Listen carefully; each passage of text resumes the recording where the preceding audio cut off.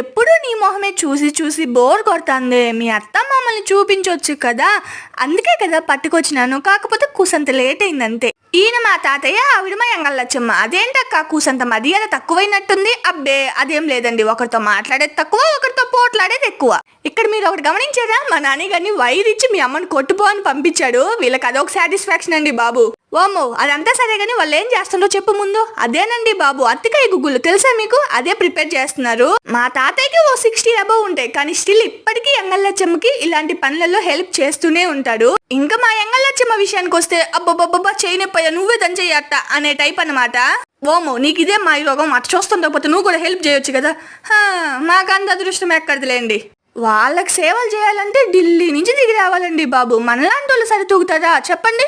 Final గా ఎట్టొకటి తిప్పలు పడి ఆయన గుగ్గులు అయితే వండేసినాడు. ఒకసారి మీరే చూడండి, ఇట్లా ఉంటాయి అరటికాయ గుగ్గులు. ఎప్పుడైనా తిన్నారా?